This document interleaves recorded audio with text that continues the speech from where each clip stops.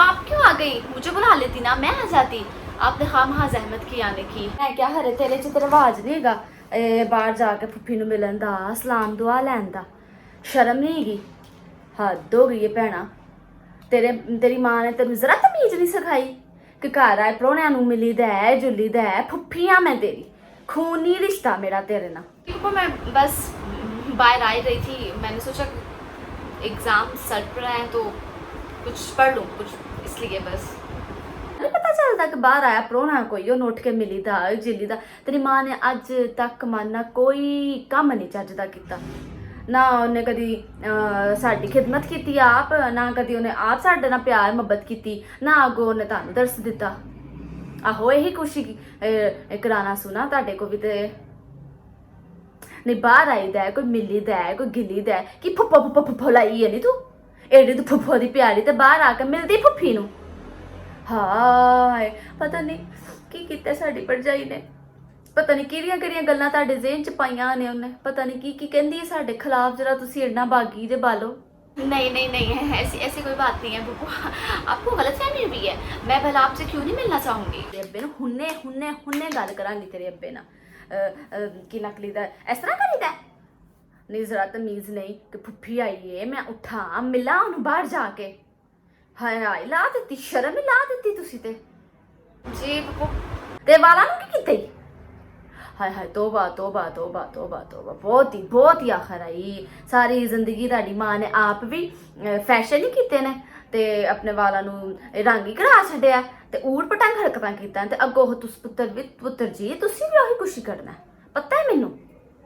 आखिर बच्चे किते जे साडे प्यो साडे भरा बेचारा कोई गलती नहीं ओदी। उन्हें जरा शुरू तो ढिल दित्ती ना, अज सिर ते चढ़ के नचदी है ओदे। साडे जमाने सन, साडे जमाने च शर्मा हयावां सन ना, सिरा तो चुन्नी लाई दी सी। बाल नहीं मैंने अभी कलर नहीं करवाए, अब रिसेंटली नहीं करवाए, बहुत पुराने हैं जी। वो बाल बांध के रखा करूँगी नेक्स्ट टाइम से जी। वो जी सर पर दुपट्टा लेके रखूँगी।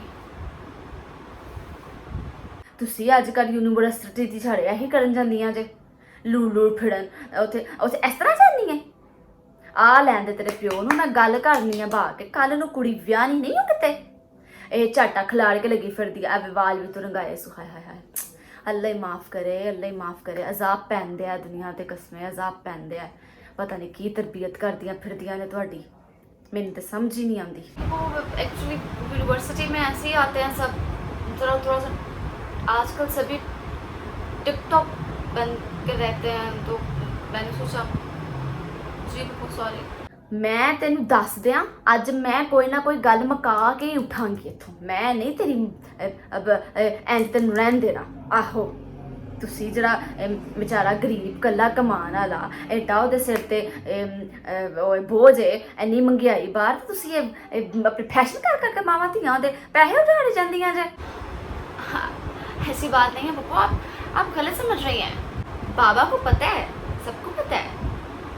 मुंह के तक नहीं मेरा, और टेलीफोन फड़ा मेरा, टेलीफोन वजन दिया हुआ मेरा। चल पीछे हो, मैं पे फड़ लेनी। चल हेलो अस्सलाम वालेकुम। हैं किथे गई है? पार्लर? अच्छा खैर सी की करान गई है?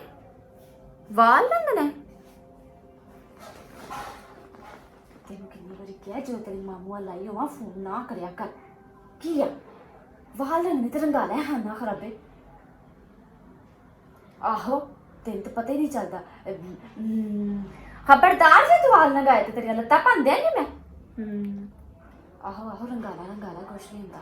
नाले वो भी अपना वो भी करवा ली अपना और जरा फेस मुंह ते कराई दा फिसल वो भी करा दी। आहो आहो चल ठीक है सलाम अलैकुम फोन बंद कर। खबरदार जे तू वाल रंगाए तेरे लत्तां भंदे कि चुप करके घर जा, पालड़ आई है। ठीक है पढ़ो तुसी पुत्तर जी, चलनी हाँ मैं आ लैंदे तेरे प्यो नूं, ओहदे नाल ही गल करांगी।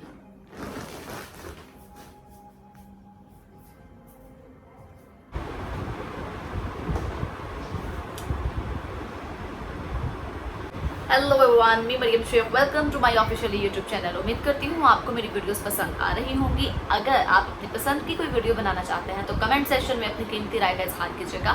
सपोर्ट मी, अगर आपने अभी तक मेरा चैनल सब्सक्राइब नहीं किया, मेरी वीडियो लाइक नहीं की, तो please please please please subscribe my channel, share and like. और अपनी मेज़बान मरियम शेख को इजाज़त दीजिए। अगली वीडियो तक के लिए अल्लाह हाफिज़।